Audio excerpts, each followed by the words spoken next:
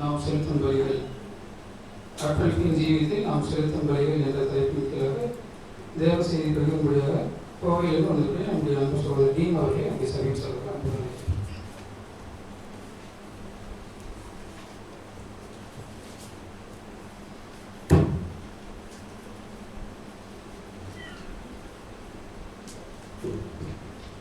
கிறிஸ்துவுக்குள் பிரியமாக அழைக்கப்பட்டு தெரிந்து கொள்ளப்பட்ட அன்புக்குரிய சகோதர சகோதரிகள் அனைவருக்கும் முதலாவது பிதாவாகிய தேவன் நாமத்தினாலும் கர்த்தராகிய இயேசு கிறிஸ்துவின் நாமத்தினாலும் கிருபையும் சமாதானம் உண்டாவதாக என்ற வார்த்தைகளோடு கூட முதல் முறையாக திருச்சி பட்டணத்தில் இருக்கிற அனைத்து பரிசுத்தவான்களையும் பார்க்க சத்தியத்தை பகிர்ந்துள்ள பிதாவாகிய தேவன் கிறிஸ்துவ மூலமாக கிருபை செஞ்சிருக்காங்க.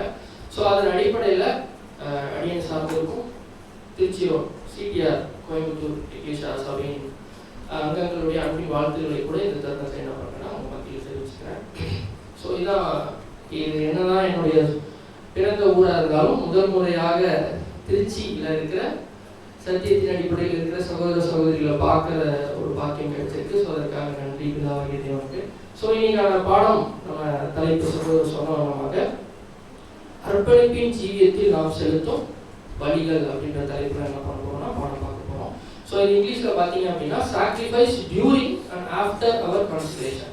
அதாவது நம்ம கான்சக்ரேஷன் பண்ணுறோம்ல, பண்ணப்போ ஒரு பலி செலுத்துவோம், கான்சக்ரேஷனுக்கு அப்புறம் என்ன பண்ணுவோம் அப்படின்னா ஒரு பலி செலுத்துவோம். ஸோ இதில் பலியில் உள்ள டிஃப்ரென்ஸ் என்ன அப்படின்றத என்ன பண்ண போகிறோம்னா இன்னைக்கு பார்க்க போகிறோம். முதல்ல இதில் டிஃப்ரென்ஸ் இருக்கா அப்படின்றத நம்ம என்ன பண்ணணும் பார்க்கணும். இந்த பாடம் எதுலேருந்து எடுத்துருக்கோம் அப்படின்னு பார்த்தீங்க அப்படின்னா ஃபாரின் சகோதரர்கள் எடுத்து சில பாடங்கள் கன்சாலிடேட்டடாக என்ன பண்ணியிருக்கோம் இந்த பாடத்தை எடுத்துருக்கோம். ஸோ இது ஏன் வந்து எடுக்கிறோம், இது ஏன் பார்க்கணும் முதல்ல அப்படின்னு கேட்டோம்னா பல்வேறு தருணங்களில் நம்ம இதை சொல்றது உண்டு. அர்ப்பணிப்பின் போது நான் என்ன பண்ணிட்டேன், செத்துட்டேன் சொல்றோமா, சொல்றீங்களா? இந்த பாடம் வந்து எனக்கு உங்ககிட்ட இன்புட் வந்தால் மட்டும்தான் வேகமாக என்ன பண்ண முடியும்னு என்னால் போக முடியும். ஸோ அதனால கண்டிப்பாக நீங்கள் இன்புட் கொடுப்பீங்கன்னு நம்புறேன். ஓகேங்களா? ரொம்ப அமைதியாக இருக்கீங்க, ரொம்ப பயமாக இருக்காது இல்லை? சரி, ஓகே. ஸோ கண்டிப்பாக அர்ப்பணிப்பின் போது நம்ம இந்த ஒரு வார்த்தையை சொல்லுவோம், என்னன்னா நான் செத்துட்டேன் அப்படின்னு சொல்லுவோம், செத்துக்கிட்டே இருக்கேன் சொல்கிறோமா, கிறிஸ்துவுக்குள்ள பிழைச்சிருக்கேன், பூமிக்கு என்ன பண்ணிட்டேன், மறிச்சிட்டேன், இந்த மாதிரி நிறைய சொல்லுவோம். ஆனால் இது எல்லாத்துலேயும் இப்போ செத்துட்டேன் அப்படின்னா நான் ஏன் இப்போ இங்கே உணவு நின்றுருக்கேங்க, இப்போ என்னத்தில் செத்தேன் அப்படின்னு சொல்கிறோம் அப்படின்ற அந்த டிஃப்ரென்ஸ்லாம் நமக்கு என்ன ஆகாது அப்படின்னா நிறைய நேரங்களில் தெளிவு இல்லாமல் இருக்கிறதுனால தான் இந்த ஒரு முயற்சியில் என்ன பண்ணுறோம்னா பார்க்கணும். ஸோ பலி அப்படின்னு எடுத்தோம்னா ஜென்ரலாக நீங்கள் வந்து பலின்னு எடுத்த உடனே ஈடுபலி அப்படின்னு யோசிச்சாருங்க. பலி சாக்ரிஃபைஸ் அப்படின்னா என்ன, முன்னாடியே சொல்லிதான் நிறைய கேள்விகள் மூலயமா தான் இந்த பாடம் போகும். நீங்கள் பதில்கள் கொடுக்க என்ன பண்ணலாம்னா ஃபாஸ்ட்டாக நம்ம கொண்டு போகலாம். பலி அப்படின்னா என்ன ஜென்ரலா,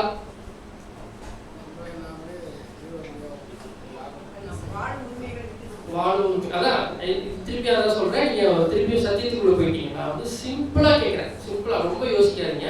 ஒரு பலினா ஒரு சாக்ரிஃபைஸ் தான் என்ன, காணிக்கை செலுத்துறது. ஓகே, இப்போ உதாரணத்துக்கு இந்த மைக் இதை வந்து உதாரணத்துக்கு சொல்றேன். இல்லைன்ட்டு ஒரு பெண் இருக்குன்னு வச்சுக்கோங்க, இந்த பெண்ணை வந்து பிரதர்கிட்ட கொடுத்துட்டேன். இனிமேல் அது எனக்கு என்ன ஆகுது, சொந்தம் இல்லை, அது இனிமேல் அவருக்கு தான் என்ன ஆகும், சொந்தமாகும். ஆனா அந்த பெண்ணு எனக்கு பயன்படாதுன்னு நான் கொடுத்தேன்னா அது பலியாகாது.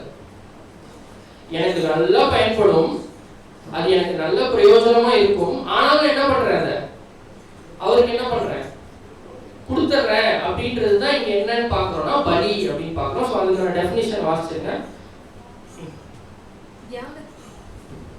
தியாகத்தின் உண்மையான பொருள் என்பது உயர்ந்த நோக்கம் அல்லது அதிக முக்கியத்துவம் கொண்ட ஒன்றிற்காக தன்னார்வமாக தன்னிடம் மதிப்புள்ள ஒன்றை, நேரம், ஆசை, சொத்து, அத்துடன் உயிர் கூட துறந்து கொடுப்பது ஆகும். சோ தன்னார்வமாக வில்லிங்கா வாண்டடா என்ன பண்றோம், நம்ம ஒரு விஷயத்தை கொடுக்கறதுக்கு பேர் தான் என்ன அப்படின்னா சாக்ரிஃபைஸ், இல்லைன்னா பலின்னு சொல்லுவோம். எனக்கு பிடிக்காம எனக்கு அது பயன்படவே இல்லைன்னு சொல்லி நான் கொடுத்துட்டேன்னா அது என்னது இல்லை, பலி இல்லை. அது வந்து நான் விட்டு கொடுத்துட்டேன், அவருக்கு எனக்கு அது பிரயோஜனம் இல்லை, அதனால என்ன பண்ணிட்டேன், கொடுத்துட்டேன் அப்படின்றது என்ன ஆகாது அப்படின்னா பலியா ஆகாது அப்படின்ற ஒரு விஷயத்தையும் பார்க்குறோம். ஸோ பலின்றது ஒரு கிரியையா,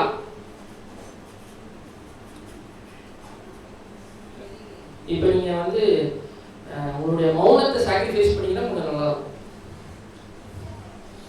பலி ஒரு கிரியையா? கிரியை இல்லையா? இப்போ நான் பெண்ணை எடுத்து பிரதர்கிட்ட கொடுக்குறது கிரியை இல்லையா? கிரியை தானே. ஓகே, அது இப்போ கேட்டுக்கிறேன், ஏன்னா பின்னாடி நான் கேட்பேன், அதுக்கான பதில் நீங்கள் என்ன பண்ணணும் சொல்லணும். ஸோ பலின்றது ஒரு கிரியை, கரெக்டா? ஸோ இப்போ பலின்னு எடுத்தாலே பழைய ஏற்பாட்டில் உங்களுக்கு என்ன ஞாபகம் வருது? ஆபிரகாம், ஈசாக்கு, வேற நியாயப்பிரமாணத்தில் ஆசரிப்பு கூடாரம், கரெக்டுங்களா? ஸோ ஆசரிப்பு கூடாரத்தில் என்ன பண்ணாங்க? பலிகள் என்ன பண்ணுவாங்க? செலுத்தப்பட்டுச்சு அப்படின்னு பார்க்கணும். ஸோ ஆசரிப்பு கூடாரத்தில் ரொம்ப முக்கியமான ஒரு பலி அப்படின்னா பாவ நிவாரண நாளில் நடக்கிற ஒரு பலி, கரெக்டுங்களா? ஸோ பாவ நிவாரண நாளில் என்ன பண்ணுவாங்க அப்படின்னா யார் வருவா?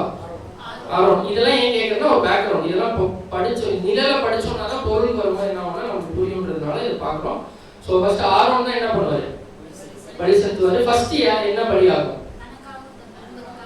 என்ன பலி செலுத்துவாரு? காலை பலியாகும். ஃபர்ஸ்ட் என்ன பலியாகும்னா காலை பலியாகும். காலை ஃபர்ஸ்ட் பலியானதுக்கு அப்புறம் அது பிரகாரத்துல எரிக்கப்பட்டு அதோடைய ரத்தம் எடுத்து எங்க கொண்டு போகப்படும்?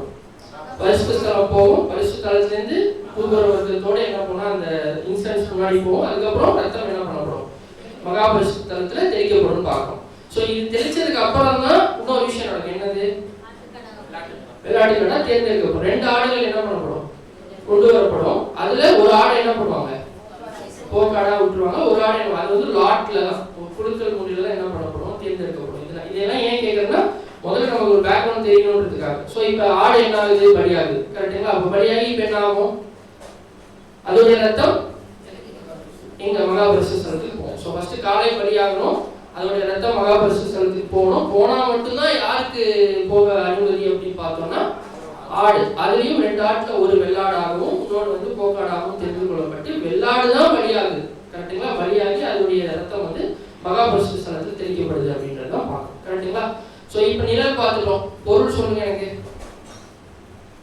காலை இயேசு கிறிஸ்து. ஓகே, இயேசு கிறிஸ்து. வெள்ளாட்டுக்கடா சபை, கிறிஸ்துவின் சபை. வேற சபை இருக்கா? சபை, கரெக்ட். ஓகே, ரெண்டும் கரெக்ட். ஆனா உங்களுக்கு கேள்வி, ஆரோன் யாரு? பிரதான ஆசிரியர். நிழல்ல பொருள்ல இயேசு கிறிஸ்து. இப்பதான் சொன்னீங்க காலை இயேசு கிறிஸ்துன்னு. அவரே அவரோட பலி, அவரே பலியாத, அவரே பலியும் செலுத்தினாரா? தனக்காகவும் தன் குடும்பத்துக்காகவும் செலுத்துறாரு. காலையே அவர் தானே கொடுக்குற. ஆரோன் எப்படி 2 பேரும் ஒரே இதா இருக்க முடியும்?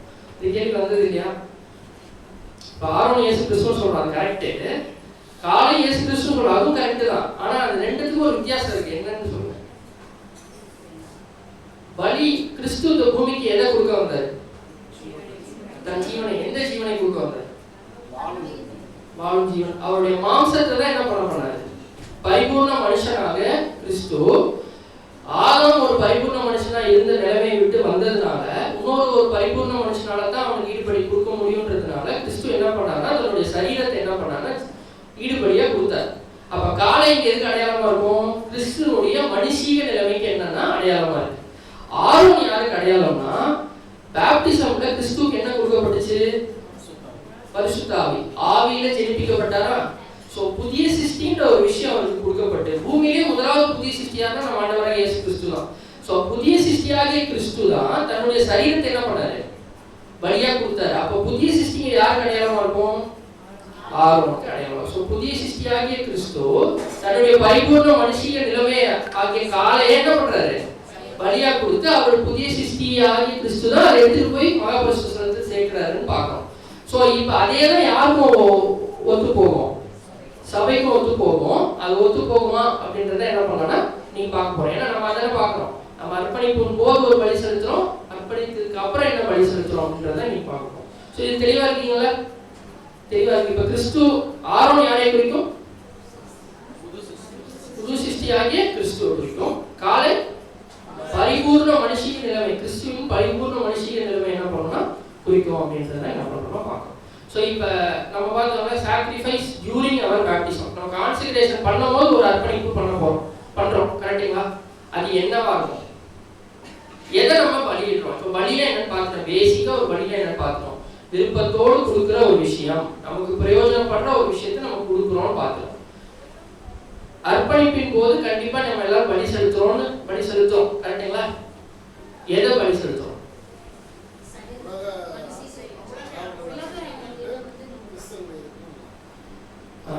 உலக விஷயங்களை விட்டுட்டு உலக விஷயத்தை பலி கொடுத்துறோமா?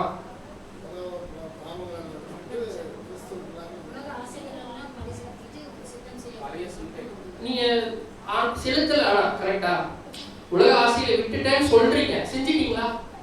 அப்போ பலின்றது இப்ப ஆடு செத்துறோம், அது அங்க பலி ஆனாதானே உள்ள கொண்டு போக முடியும்.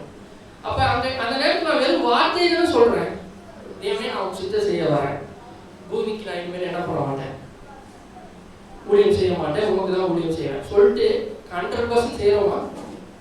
அப்புறம் அப்போ பேப்டிசம் அப்ப நம்ம எதை பலி செலுத்துறோம்? சரி, இப்ப நம்மளுடைய இப்ப இருக்கிற மாம்ச சரீரத்தை பலி செலுத்துறோமா? பழைய மனுஷனை பலி செலுத்துறோம். பழைய மனுஷன் பாவமா இருக்கிறது, அதை எப்படி மனுஷன் பலி செலுத்த முடியும்? சரி, தேவனுக்கு ஒரு பலி செலுத்துறோம்னா அது எப்படி இருக்கணும்? சரி, வாசிச்சுங்க. லேவியராகமம் 22ஆம் அதிகாரம் 21ஆம் வசனம். லேவியராகமம் 22ஆம் அதிகாரம் 21ஆம் வசனம்.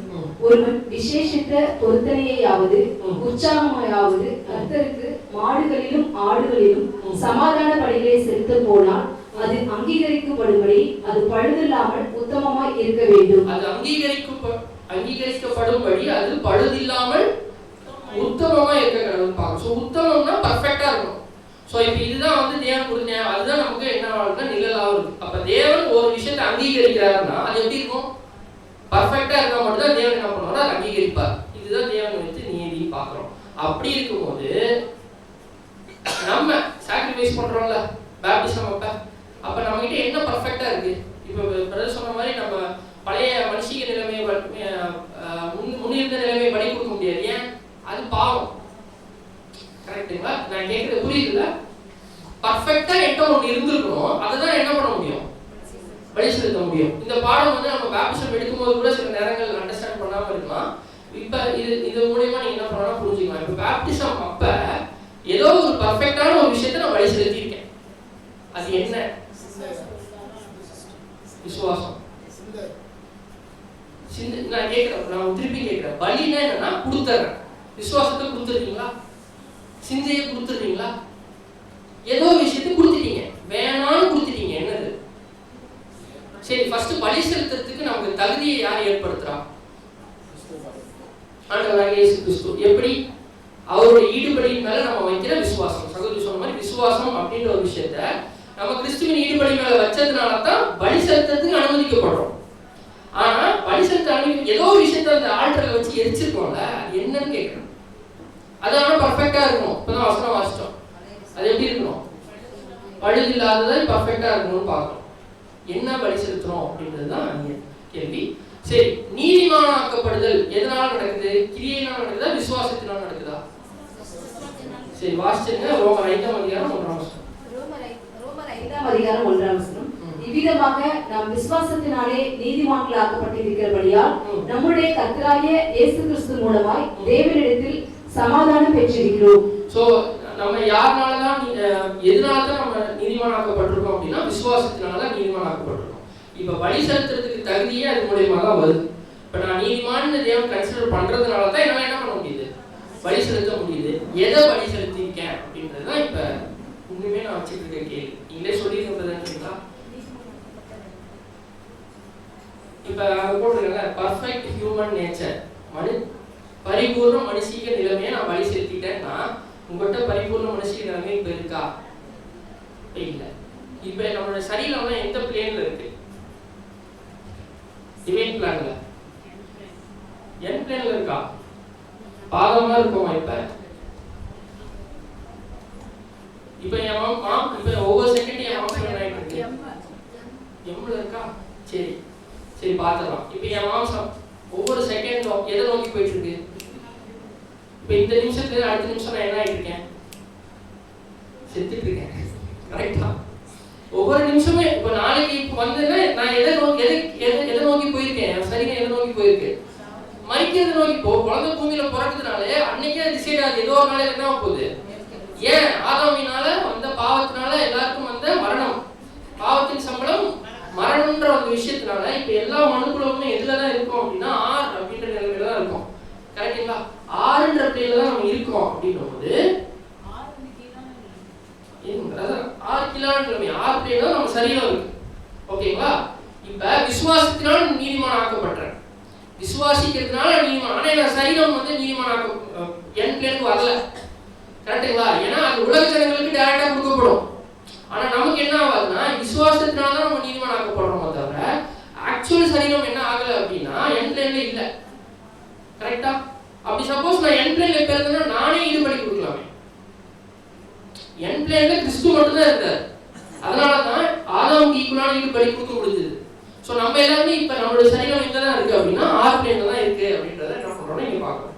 சோ இப்ப எதை நம்ம பேப்டிசம் அப்போ பலி கொடுக்குறோம் அப்படின்னா, இப்போ டிவைன் பிளான் சார்ட்டே எடுத்துக்கங்க, இன்னும் டீட்டெயிலாக புரியறதுக்காக சொல்றேன். இப்போ நான் வந்து பேப்டிசமே எடுக்கல, உதாரணத்துக்கு நான் பேப்டிசமே எடுக்கல, கான்செக்ரேஷனே பண்ணல, உலக ஜனங்கள்ல ஒருத்தர் தான் நான். இப்போ உலக ஜனங்கள்ல இருக்கிறேன்னா தேவனுடைய தெய்வீக திட்டத்துல பரிபூர்ண மனுஷனாக வரதுக்கு ஒரு வாய்ப்பு இருக்கா இல்லையா? எப்படி வருவேன்? இல்ல, நான் வந்து இப்ப இந்த பூமியில நான் தேவனை அறியாத ஒரு ஜனமா இருக்கேன். உதாரணத்துக்கு சொல்றேன், எனக்கு ரட்சிப்பு தேவனோட திட்டத்துல ரட்சிப்பு இருக்கா இல்லையா? எப்ப இருக்கு? கண்ணுக்கு தெரியல ராஜ்யம் பூமியில ஸ்தாபிக்கப்படும் பொழுது மருத்துவம் என்ன பண்றாங்க, உயிர் தள்ளுறாங்க, எல்லாரும் வராங்களா, மனுக்குலம் முழுக்க வருது. மனுக்குலத்துக்கு ஒரு வாய்ப்பு தராரு. எந்த நிலைமைக்கு வரது வாய்ப்பு கொடுக்குறாரு? ஆதாம் இழந்து போன நிலைமைக்கு தானே வரதுக்கு ஒரு வாய்ப்பு கொடுக்குறாரு. அப்ப என் பிளேன் வரதுக்கு தான் அவர் என்ன பண்றாரு, ஒரு வாய்ப்பை தராரு. இந்த வாய்ப்பை தான் நான் பலி கொடுத்துருக்கேன் பேப்டிசம் அப்ப. புரியுதுங்களா? இப்ப இந்த நிலைமை, இந்த மனுக்குலம் அந்த இடத்துல தானே என் பிளேன் எடுத்திருப்பாங்க. இந்த நிலைமை நான் என்ன பண்ணிட்டேன், ஏன்னா இது மட்டும் தான் என்கிட்ட பர்ஃபெக்டா இருக்கு. இப்ப தேவன் கொடுக்க போற ஒரு விஷயம் இது மட்டும் தான் என்கிட்ட என்ன இருக்கு, பர்ஃபெக்டா இருக்கு. ஏன்னா என் பிளேன்ல நான் இப்ப டீம் பர்ஃபெக்ட் டீனா வர வாய்ப்பு இருக்கா இல்லையா? அந்த இடத்துல இப்ப நான் உலக ஜனங்கள்லயே இருந்துட்டேன் அப்படின்னா சப்போஸ் எனக்கு ஒரு வாய்ப்பு தருவார் தேவன் அந்த இடத்துல உலக ஜனங்களா வரும்போது, அப்ப எனக்கு என்ன ஆகும்னா என் பிளேனுக்கு வர ஒரு வாய்ப்பு இருக்கு. இதைத்தான் பர்ஃபெக்டான ஒரு விஷயத்த நான் என்ன பண்றேன் அப்படின்னா பரிபூர்ண மனுஷனா வரக்கூடிய அந்த வாய்ப்பை பலி கொடுத்துட்டேன். இந்த பலி கொடுத்ததுனால எனக்கு புதிய சிருஷ்டியை அவர் கொடுத்துருக்காரு. இதேதான் கிறிஸ்துவ பண்ணாரு. அவருடைய பரிபூர்ண மனுஷிய நிலைமை கொடுத்ததுனால தான் அவருக்கு என்ன கொடுக்கப்பட்டுச்சு, ஞானஸ்தானத்துல அவருக்கு என்ன கொடுக்கணும், ஆவியின் சிந்தை, அதாவது ஆவியில் ஜெனிப்பிக்கப்பட்ட அந்த ஒரு நிலைமை, புதிய சிந்தை என்ன பண்ணப்பட்டுச்சு, கொடுக்கப்பட்டுச்சு. ஸோ அப்ப பேப்டிசம்ல நான் ஒரு விஷயத்த பலி கொடுக்குறேன் அப்படின்னா அது பர்ஃபெக்டா இருக்கணும். என்கிட்ட பர்ஃபெக்டா இருக்கிற இந்த சரீரம் இப்ப என்ன இல்லை, பர்ஃபெக்டா இல்ல. அப்ப தேவன்கிட்ட நான் ஒரு விஷயத்த பர்ஃபெக்டா கொடுக்கணும்னா எதைதான் என்னால கொடுக்க முடியும்னா இதோ சித்தம் செய்யறேன்னு சொல்றோம்ல, அங்க என்னத்தை கொடுத்துட்டோம்னா மனுஷனா திருப்பி வர வாய்ப்பு என்ன பண்ணிட்டோம், பலியா கொடுத்துட்டோம். ஸோ அப்ப இனிமேல் நம்ம என்ன இல்லை, மனுஷனே இல்லை. உலகத்துல மனுஷனே இல்லை அப்படின்னு சொன்னா கரெக்ட் தான். ஏன் அப்படின்னா நம்ம என்ன பண்ணிட்டோம், இப்ப நம்ம யார் சபையை அழைக்கப்பட்ட யார்கள் உலக ஜனங்கள்ல வரது வாய்ப்பு இருக்கா? இல்ல. ஏன்னா மனுஷன் கிழமை என்ன பண்றோம், நம்ம பலியா கொடுத்துட்டோம். தேவன் அந்த பர்ஃபெக்டான ஒரு விஷயத்தை வச்சுதான் நம்ம என்ன பண்றாரு அப்படின்னா நீதிமானாக்கப்பட்ட நிலைமைக்கு கொண்டு வராரு அப்படின்னு பாக்கிறோம். கரெக்டுங்களா? இப்ப பலி ஒன்று கொடுத்தா மட்டும்தான் ஒரு கான்ட்ராக்ட் சைன் ஆகுதுன்னா அந்த இடத்துல ஒரு விஷயம் கொடுக்கப்படணும். சொல்லப்படுறதை வச்சு என்ன பண்ண முடியாதுன்னா தேவன் அங்கீகரிக்க மாட்டார் அப்படின்றத என்ன பண்றோம். இதுதான் எங்க வாசிக்கிறோம் அப்படின்னா சங்கீதம் 5ஆம் அதிகாரம் 5ஆம் வசனம். சங்கீதம் 50:5ஆம் வசனம், பலியினாலே என்னோட உடன்படிக்கை பண்ணின என்னுடைய பரிசுத்தவான்களை என்னிடத்தில் கூட்டுங்கள் என்பார். சோ இப்ப பலியினாலே என்னோட உடன்படிக்கை பண்ணின பரிசுத்தவான்களை என்னிடத்தில் கூட்டுங்கள். ஆல்ரெடி உடன்படிக்கை என்ன ஆயிடுச்சு, பண்ணியாச்சு. பலி செலுத்த போறேன்னு உடன்படிக்கை பண்ணிருக்கோமா? இல்ல, பலி ஆல்ரெடி கொடுத்துட்டோம். அதுதான் என்ன அப்படின்னா நம்முடைய பரிபூர்ண மனுஷிக நிலைமை. அந்த பரிபூர்ண மனுஷனா வரக்கூடிய வாய்ப்பை என்ன பண்றோம் அப்படின்னா நம்ம என்ன பண்றோம்னா பலியா பேப்டிசம்லே கொடுத்துட்டோம் அப்படின்றத இங்க பாக்குறோம். சோ அதனால தான் இங்க பாக்குறேன் covenant made with me by sacrifice. Do sacrifice இல்ல, நான் பண்ண போறேன், நான் பலி செலுத்த போறேன் அப்படின்னு சொல்லி தேவன் என்ன பண்ணல, நம்மள அங்கீகரிக்கல. பை சாக்ரிஃபைஸ், நான் ஆல்ரெடி பலி செலுத்திட்டேன். எதை அப்படின்னா எனக்கு கிடைக்க இருந்த பரிபூர்ண மனுஷிக நிலைமையை பலி செலுத்தி. இது கொஞ்சம் கஷ்டமா இருக்கும் புரிய. உங்களுக்கு டவுட்டா இருந்தா திருப்பி சொல்லுங்க, நான் திருப்பி கூட சொல்றேன். திருப்பி சொல்லிட்டா புரியுதா? ஓகே. அதாவது எனக்கு கிடைக்க இருந்த ஒரு வாய்ப்பு, பரிபூர்ண மனுஷனா வரக்கூடிய ஒரு வாய்ப்பை பிதாவாகிய தேவன் கிட்ட கிறிஸ்துவின் சபை ஆகிறது எனக்கு விருப்பம் இருக்கு தேவனே, இதை நீங்க என்ன பண்ணுங்க எடுத்துக்கிட்டு எனக்கு அவரு கூட அங்கமாவதுக்கு ஒரு வாய்ப்பை கொடுங்க அப்படின்னு என்ன பண்றோம், பலி செலுத்துறோம் அப்படின்றத இங்க பண்றோம், என்ன பண்றோம் பார்க்கணும். ஸோ அதுதான் மெயின் கவர்னன்ட் பை சாக்ரிஃபைஸ் அப்படின்றது இங்க பார்க்கணும். ஸோ இப்போ இதுக்கு ஒரு இன்னும் புரியுற மாதிரி ஒரு எக்ஸாம்பிள் சொல்லணும்னா, உலகத்துல நான் இருக்கும்போது பிதாவாகி தேவன் என்னை அழைச்சார். இப்போ உதாரணத்துக்கு சொல்றேன், என்ன அழைச்சார், என்னை அழைச்சு சத்தியத்தை கொடுத்தார். நம்ம எல்லாருக்குமே என்ன பண்ணாரு, சத்தியத்தை கொடுத்தார். கொடுத்த உடனே நம்ம எது மேல விசுவாசம் வச்சோம், கிறிஸ்துவின் ஈடுபடி மேல விசுவாசம் வச்சோம். ஏன்னா அவரோட ஈடுபடி, அவரே வழியும் சத்தியம் ஜீவமாக, அவர் இல்லாமல் யாருமே பிதாவிடத்துல என்ன பண்ண முடியாது, போக முடியாது. ஸோ கிறிஸ்துவின் ஈடுபடி விசுவாசம் வச்சதுனால அவருக்கும் நமக்கும் தேவனுக்கும் நமக்கும் ஒரு ஒப்பந்தம் செய்யணும், ஒரு கான்ட்ராக்ட் செய்யணும். அதுதான் இப்ப வாசிச்சோம், பலியினாலே என்னுடன் உடன்படிக்கை. ரைட்டுங்களா? ஒரு கான்ட்ராக்ட் செய்யணும். இந்த கான்ட்ராக்ட் என்ன செய்யணும்னா, தேவனே இந்தாங்க என்னுடைய பரிபூர்ண மனுஷிக்க நிலைமை, நீங்க கொடுக்க இருந்த நிலைமை, இது எனக்கு வேண்டாம். நம்ம பார்த்தோம்ல, அது எனக்கு பயன்படுமா உலகத்துல? இல்ல, உலக மக்களா ஒருத்தனை வரத்துக்கு இந்த வாய்ப்பு எனக்கு பயன்படுமா, பயன்படும். கரெக்டா? ஆனா அதை கிறிஸ்துவுக்காக நான் என்ன பண்ணிட்டேன், தேவனுக்காக என்ன பண்ணிட்டேன்னா, இது வேணாம், எனக்கு கிறிஸ்துவின் சரீரத்தில் அங்கம் ஆகிறதுக்காக இது எனக்கு வேண்டாம், இதை நான் உங்களுக்கு பலியா கொடுக்குறேன். இதுக்காக இதை எடுத்துட்டு தான் ஒரு கான்ட்ராக்ட்ல சைன் பண்ணி நமக்கு என்ன கொடுக்குறாரு, புதிய சிருஷ்டி அப்படின்ற ஒரு சிந்தனை என்ன பண்றாருன்னா கொடுக்குறாரு அப்படின்றத இங்க பார்க்கணும். இதே கிறிஸ்துவுக்கும் என்னாச்சுன்னா நடந்துச்சு அப்படின்னு பார்க்கணும். கரெக்டுங்களா? புரியுதா? இப்ப நம்ம பேப்டிசம் அப்ப கான்சிக்ரேஷன் பண்ணும்போது, ஏன்னா பேப்டிசம் சொல்லும் போது நீங்க தண்ணீர் ஞானஸ்தானம் நம்ம எழுந்திருக்கும் போது இருக்கிற விஷயத்தை என்ன பண்ணிடக்கூடாது, அது எப்ப வேணா நடக்கலாம். ஆவியில் ஜெனிக்கப்படுற விஷயம் முன்னாடியும் நடக்கலாம், பின்னாடியும் நடக்கலாம். நம்ம தண்ணீர்னால காட்டுறது ஒரு அடையாளமா தான் என்ன பண்றோம் அப்படின்னா பார்க்கணும். ஏன்னா தண்ணீர்னாலும் ஆவினாலும் பிறவாவிட்டால் ஒரு பரலோக ராஜ்யத்தில் பிரவேசிக்க மாட்டோம். ஸோ ஆவியில பிறக்கிற விஷயம், ஆவியில் சிந்தை வர்றது வந்து எப்ப வேணா நமக்கு என்ன ஆகலாம்னா வரலாம் அப்படின்னு பார்க்கணும். ஸோ இப்போ ஒரு சம்மரி பார்த்துருவோம். நம்மளுடைய கான்சென்ட்ரேஷன் பேப்டிசம் நான் சொல்றது உங்களுடைய அர்ப்பணிப்பின் ஜீவியம். என்னைக்காவது ஒரு நாள் முடிவு எடுத்துருப்பீங்களா, அந்த நாள்ல நம்ம யாரால பலி செலுத்த முடியுது, யாரால நம்ம தகுதிப்படுத்த போறோம் பலி செலுத்துறதுக்கு, ஆண்டவராகிய இயேசு கிறிஸ்து. இது ஒரு சம்மரி நம்மளுடன் பார்த்ததுக்கான சம்மரி. ஓகேங்களா? எதை நம்ம பலி செலுத்தியிருக்கோம், பரிபூர்ண மனுஷிக நிலைமை, கிடைக்க இருந்த பரிபூர்ண மனுஷிக நிலைமை என்ன பண்றோம்னா பலி செலுத்திட்டோம். நம்ம நீதிமானாக்கப்பட்டல் எதனால நடந்துச்சு, விசுவாசம். கரெக்டுங்களா?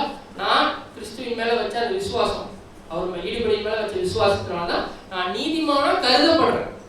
கரெக்டுங்களா? ஸோ இந்த விஷயத்தை என்ன பண்றோம் அப்படின்னா ஒரு தெளிவு வந்துருச்சு. நான் ஃபர்ஸ்ட்ல ஒரு கேள்வி கேட்டல, பலின்றது கிரியையான்னு, என்ன சொன்னீங்க, கிரியை தான் சொன்னீங்க. இப்ப விசுவாசம் அப்படின்றதுனால தான் நம்ம என்ன பண்ணப்பட்டிருக்கோம்னா நீதிமானாக்கப்பட்டிருக்கோம். இப்ப நம்ம எந்த கிரியை என்ன பண்ணல, ஒன்றும் காட்டல. கரெக்டா? கரெக்டா இல்லையா? யாக்கோபு 2:17. அப்படியே விசுவாசமும் கிரியை இல்லாதிருந்தால் தன்னில் தானே செத்ததாய் இருக்கும். பேப்டிசம் எடுத்துமே சபையாயிருமா? ஏன்னா அது இதுதான் பதில். ஏன்னா பேப்டிசம் எடுக்கும் நம்மகிட்ட என்ன மட்டும் தான் இருக்கு, விசுவாசம் மட்டும்தான் இருக்கு. அந்த விசுவாசம் பிளஸ் எனக்கு கிடைக்கிற இந்த நிலைமையை கொடுத்ததுனால தான் பலி செலுத்துறதுக்கே அவர் அலோவ் பண்றாரு. அதுக்கப்புறம் தான் கிரியைன்ற ஒரு விஷயம் தான் வரணும். யார்கிட்ட வரணும், நம்மகிட்ட வரும். அதனால தான் கிரியை இல்லாத விசுவாசம் செத்ததா இருக்கும். விசுவாசம் மட்டும் இருக்கு, கிரியையே இல்லை, சபையாயிருமா? ஆக மாட்டோம். பேப்டிசம் எடுத்தா மட்டும் போதும், சபையாயிருமா? ஆக மாட்டோம். கிரியை என்ன இருக்கணும் அப்படின்றத இங்க பார்க்கிறோம். ஸோ கிரியை அப்படின்னா இப்ப அதுதான் அடுத்தது, அர்ப்பணிப்பின் பின் நாம் செலுத்தும் பலி. ஸோ அர்ப்பணிக்கும் போது நான் ஒரு விஷயத்தை பலி செலுத்திட்டேன், அதனால என்ன பண்ணிட்டாரு அப்படின்னா இப்ப எனக்கு வந்து கிரியை, இப்போ கிரியை காட்டு அப்படின்னு சொல்லி என்ன பண்றாரு, நம்மள அடுத்த ஒரு பலி. இப்ப ரெண்டு விஷயம் பிரிக்குது பாத்தீங்களா பலியிலே. பேப்டிசம் அப்ப நான் ஒரு பலி செலுத்திட்டேன், என்னோட பரிபூர்ண மனுஷிக நிலைமை கொடுத்துட்டேன். அதை வச்சுக்கிட்டு அவர் என்ன பண்றாருன்னா கான்ட்ராக்ட்ல சைன் பண்ணி நீ இதுக்கு மேல புதிய சிருஷ்டியா இந்த பூமியில ஜீவிக்கிறதுக்கு ஒரு வாய்ப்பை கொடுக்குறாரு. இப்ப நம்ம ஒரு பலி செலுத்துறோம். அது என்ன பலி? நேரம், ஆசை, ஓகே, விருப்பம், இதெல்லாம் என்ன பலி?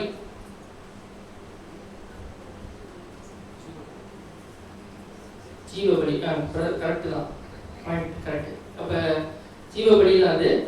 அது என்ன பலி? அது இப்போ உதாரணத்துக்கு நான் மனுஷனே இல்லைல்ல, இல்லை லிட்டரலாக கேட்குறேன், நான் மனுஷன் இல்லை தான். கரெக்டுங்களா? நம்ம யாருமே என்ன இல்லை, மனிதர்கள் இல்லை. மனிதர்களுக்கு அப்ளை ஆகிற எந்த விஷயமும் நமக்கு என்ன ஆகாது, அப்ளை ஆகுது. அவங்களுக்கு நல்லதா தெரியுது எந்த விஷயம், நமக்கு என்ன ஆகுது, நல்லதா நமக்கு நல்லதா தெரியுது, அவங்களுக்கு என்ன ஆகுது. ஸோ நம்மளை பார்க்கும்போது என்னதான் சொல்லுவாங்க, பைத்தியம் தான் என்ன பண்ணுவாங்க சொல்லுவாங்க. இப்போ என்னை கூட சொல்லுவாங்க, சாட்டர்டே சண்டே தான் நீ இன்னைக்கு போய் இவ்வளோ என்ன பண்ணுற கஷ்டப்படுறேன்னு சொல்கிறாங்கல்ல, அவங்களுக்கு என்ன ஆகாது புரியாது. ஏன்னா அவங்க மனுஷங்க. நம்ம என்ன ஆகிட்டோம் அப்படின்னா மனுஷிகள் எல்லாமே கொடுத்துட்டோம். நம்மளுடைய புதிய சிந்தை புதிய சிஸ்டின் வளர்ச்சிக்காக நம்ம இப்போ என்ன பண்ணிட்டு இருக்கோம், ஒவ்வொரு நாளும் ஓடிட்டு இருக்கோம். ஸோ அப்போ நம்மளுடைய பலியும் எதுக்காக இருக்கும் அப்படின்னா நம்மளுடைய புதிய சிஸ்டின் வளர்ச்சிக்காகவும் மட்டும் இல்லாமல் நம்மளை சுற்றி இருக்க புதிய சிஸ்டின் வளர்ச்சிகளுக்காகவும் என்ன பண்ணணும், செலுத்தப்படுற பலி தான் இப்போ பார்க்கணும். ஸோ ஃபர்ஸ்ட் பார்த்தது நமக்காக மட்டும் நம்ம கான்சன்ட்ரேஷன் என்ன பண்ணோம்னா இப்போ பரிபூர்ண மனுஷனை கொடுத்துட்டோம். இப்போ என்னுடைய இப்போ தேவன் எனக்கு புதிய சிந்தனை கொடுத்துட்டாரா, இந்த புதிய சிந்தனை வளரணுமா, வளர்ந்தாலே அதுக்கு ஆவியின் சரீரம் ஒரு நாள் கொடுக்க முடியும். அது வளரவே இல்லை அப்படின்னா கொடுக்க முடியுமா, முடியாது. ஸோ ஆவியின் சரீரம் கொடுக்கணும்னா அந்த புதிய சிருஷ்டி வளரணும். அந்த புதிய சிருஷ்டி வளர்றதுக்கும் அது மட்டும் வளர்ந்தா போதுமா, சபையின் அங்கம் ஒரே ஒருத்தர் நான் மட்டும்தானா, இல்லை, கரெக்டுங்களா. கிறிஸ்துவின் சரீரமுக்கு பல்வேறு அவயங்கள் இருக்கு. அப்போ அங்கே இருக்கிற எல்லா சரீர அவயவங்களும் என்ன ஆகணும், அவங்களுடைய புதிய சிருஷ்டி என்ன ஆகணும், வளரணும். இந்த ரெண்டு விஷயத்தையும் தான் நம்ம என்ன பண்றோம்னா பேப்டிசம்க்கு அப்புறம் நம்ம ஒவ்வொரு நாளும் பலிகளை என்ன பண்றோம், செலுத்துறோம் அப்படின்றது தான் நீங்க பார்க்கணும். ஸோ இப்போ பலி செலுத்துறேன் அப்படின்னா இப்போ பேப்டிசம்க்கு அப்புறம் நம்ம பலி செலுத்துறோம்ல, என்னுடைய கரண்ட் சரீரத்தை என்னால் பலி செலுத்த முடியுமா? இப்போ புதிய சிருஷ்டி பலி செலுத்துதுன்னு வைங்க. இப்போ உதாரணத்துக்கு இப்போ சகோதரருக்கு நான் ஒரு உதவி செய்யணும், ஒரு பலி செலுத்தணும்னா இப்படி நின்றுட்டு என்னுடைய புதிய சிருஷ்டி உங்களுக்கு உதவி செய்யும் பிரதர்னா உதவி செஞ்சிருமா? எது உதவி செய்யுது அவருக்கு? என்னோட சரீரம் தான் உதவி செய்யுது. இப்போ அவர் கீழே விழுட்டார், உதாரணத்துக்கு சொல்றாரு, விழுந்துட்டாருன்னா அவர் தூக்குறது என்னோட மாம்சமா இல்லை என்னோட புதிய சிருஷ்டியா? புதிய சிருஷ்டி தூக்குதா? புதிய சிருஷ்டி சொல்லும், செய்யறது யாரு?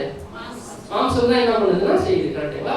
ஆனா இப்ப இருக்கிற மாம்சம் எங்க தான் இருக்கு? அதான் ஸ்டார்டிங்ல சொன்னேன், 6ல தான் இருக்கு, கரெக்டா?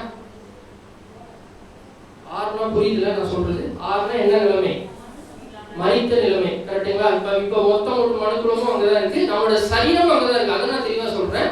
நம்மளுடைய சிந்தை அங்க இல்ல, நம்மளுடைய சரீரம் தான் என்ன இருக்கு, 6ல இருக்கு.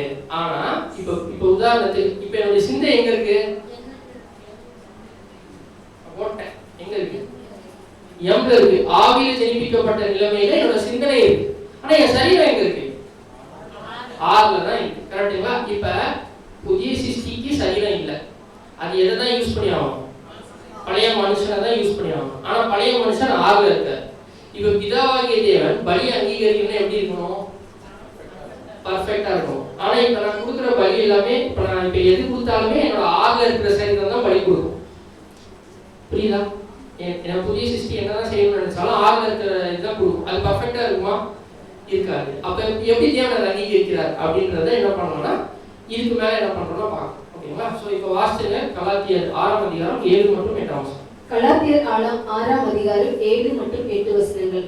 மோசம் போகாதிருங்கள், தேவன் தம்மை பரியாசம் பண்ண விட்டார். மனுஷன் எதை விதைக்கிறானோ அதையே அறுப்பான். தன் மாம்சத்திற்கென்று விதைக்கிறவன் மாம்சத்தினால் அழிவை அறுப்பான், ஆவிக்கென்று விதைக்கிறவன் ஆவியினாலே நித்திய ஜீவனை அறுப்பான். இது நமக்கு தான் ரொம்ப முக்கியமா சொல்லப்பட்டிருக்கு. பலி செலுத்துற நமக்கு இது எப்படி நமக்கு சொல்லப்படுதுன்னு கேட்குறீங்களா? நம்ம எங்க மாம்சத்துக்கு எதாவது விதைக்கிறோம்?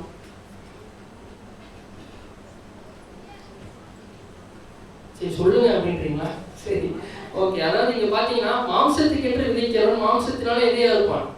அழிவே இருப்பான். இப்போ உதாரணத்துக்கு நான் புதிய சிருஷ்டியின் வளர்ச்சிக்காக மட்டும் பலி செலுத்த முடியுமா, என்னுடைய சொந்த ஆதாயத்துக்காகவும் பலி செலுத்த முடியுமா? பலி செலுத்தலாம், கரெக்டா? இப்போ உதாரணத்துக்கு நான் சொல்றேன், நான் பாடம் எடுக்கிறேன்னா இப்போ எல்லாரும் நீங்க என்ன பாராட்டணுன்றதுக்காக நான் பாடம் எடுக்கலாமா? எடுக்க முடியாது. அது என்னுடைய ஆதாயத்துக்காக பண்றேன்னா இல்லையா? இப்போ எல்லாரும் மத்தியிலும் நான் நல்லா தெரியணுன்றதுக்காக ஒரு பலி செலுத்தலாம். இப்போ உலக ஜனங்கள்ல வேலையில கஷ்டப்படுறாங்க இல்லையா? ஏன் கஷ்டப்படுறாங்க? ஏதோ ஒரு ஆதாயம் அவங்களுக்கு இருக்குன்றது அவங்க என்ன பண்றாங்க, ஒரு கஷ்டத்தை ஒரு அவங்களோட நேரத்தை அவங்களோட உழைப்பை உடலை என்ன பண்றாங்க, வருத்தி ஒரு விஷயத்த பண்றாங்க. அப்ப பலி செலுத்துறேன்னு வரும் பொழுது என் மாம்சத்துக்காக கூட நான் என்ன பண்ணலாம், பலி செலுத்தலாம். என்னுடைய சுய ஆதாயத்துக்காக, சகோதர சகோதரி மத்தியில் ஒரு நல்ல பேர் எனக்கு கிடைக்கும்ன்றதுக்காகவோ இல்ல நான் இவ்வளோ செலுத்துறேன்னு மற்றவங்க என்னை பாராட்டணுன்றதுக்காகவும் என்ன பண்ணலாம், கண்டிப்பா பலி செலுத்தலாம். ஆனா அது புதிய சிருஷ்டியின் வளர்ச்சிக்கு செலுத்துறான்ன்றது என்ன ஆகாது, ஆகாது. அங்கதான் இந்த விஷயம் வருது. ஏன்னா மனுஷன் எதை விதைக்கிறானோ அதையே அறுப்பான். இப்ப உதாரணத்துக்கு நான் மாம்சத்துக்கு என்று ஒரு விஷயத்தை விதைக்கிறேன், விதைன்றது என்னோட பலி. மாம்சத்துக்கு என்று விதைக்கிறேன்னா நான் ஏன் அழிவு அறுப்பேன்?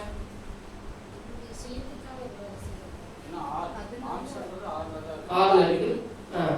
இப்ப ஏன் அப்படின்னா எனக்கு இது அப்படியே ஆகாது. இது என்னது, ஏன் இது என்ன பண்ணிட்டேன் நானு, பலியா பேப்டிசம் போய் கொடுத்துட்டேன். கரெக்டா? இதுக்கு மேல என்னால எண்ணுக்கு வரவே முடியாது, பரிபூர்ண மனுஷிக்கு நிலைமைக்கு வரவே முடியாது. இப்ப மாம்சத்துக்கு என்று உலகத்துல நினைச்சிட்டு இருக்காங்க. ஆனா அவங்களுக்கு என்ன இருக்கு, எண்ணெய் இருக்கு. எனக்கு என்ன இல்ல, எண்ணெய் கிடையாது. சோ அப்ப நான் எதை விதைச்சாலும் மாம்சத்துக்கு என்று விதைச்சேன்னா நான் எதுதான் இருப்பேன், அழிவைத்தான்.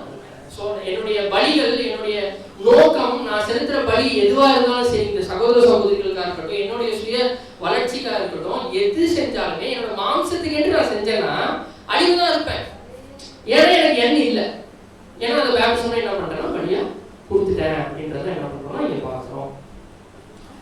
இப்ப பலி, இப்ப புதிய சிருஷ்டியின் வளர்ச்சிக்காக நம்ம பலி செலுத்துறோம்ல, அது எப்படி செலுத்துறோம்னா கலாத்தியர் 6, 9 மற்றும் 10. கலாத்தியர் 6ஆம் அதிகாரம் 9 மற்றும் 10 வசனங்கள். நன்மை செய்கிறதில் சோர்ந்து போகாமல் இருப்போமாக, நாம் தளர்ந்து போகாதிருந்தால் ஏற்ற காலத்தில் அறுப்போம்.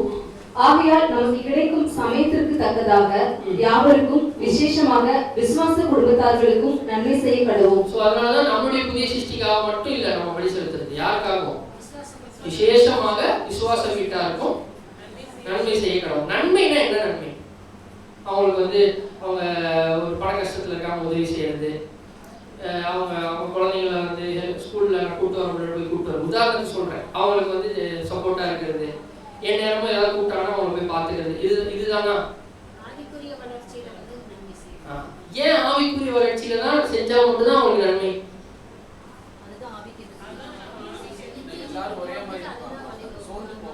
சோர்ந்து போவாங்க. Correct, okay.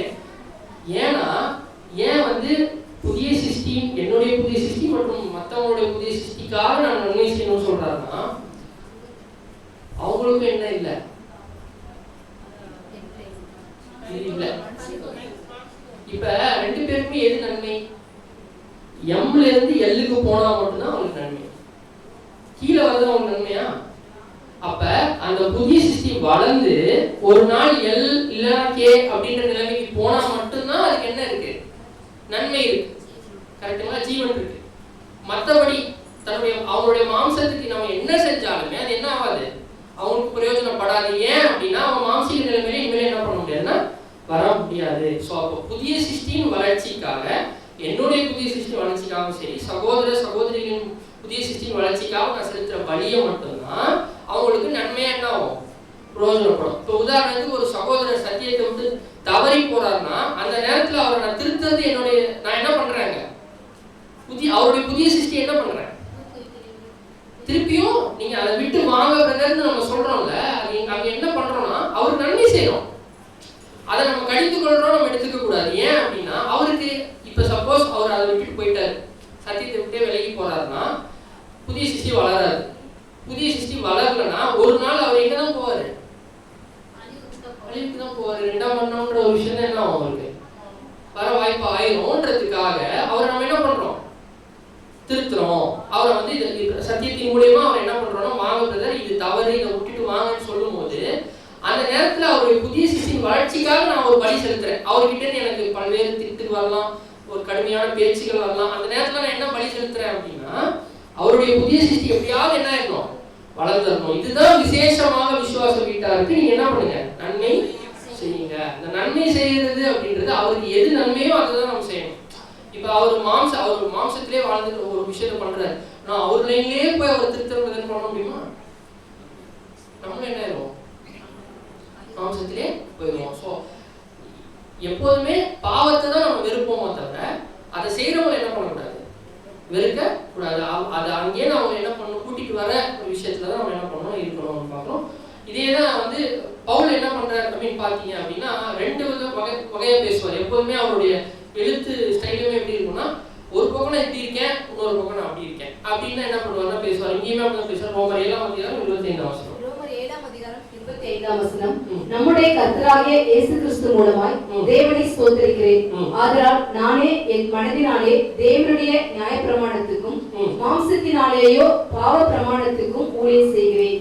ஸோ இப்போ இங்க என்ன பார்க்குறோம் அப்படின்னா, என்னதான் என்னுடைய புதிய சிருஷ்டி தேவனுடைய நியாயப்பிரமாணத்துக்கும் என்னுடைய மாம்சம் ஆனா என்ன பண்ணுது, மாம்சமும் எதுக்கு பாவ பிரமாணத்துக்கும் என்ன பண்ணுது, ஊழியம் செய்தா இருக்கு அப்படின்றத என்ன பண்றாருன்னா பவுலே சொல்றாரு.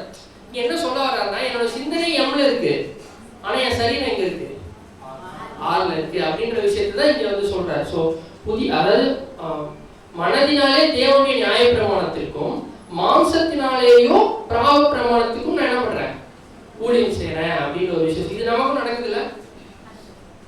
நான் வந்து என்னோட சிந்தனையில இந்த விஷயத்த பர்ஃபெக்டா பண்ணணும்னு நான் எடுத்திருப்பேன் ஒரு முடிவு. ஆனா பண்ணும்போது என்ன, இப்போ ஒரு சகோதரரை பிக்கப் பண்ணணுன்ற உதாரணத்துக்கு ரொம்ப சிம்பிளா சொல்றேன். பிக்கப் பண்ணணும்னு இருக்கு, நான் வந்து இந்த டைம் கிளம்பணும்னு இருக்கேன், தூங்கிட்டேன்.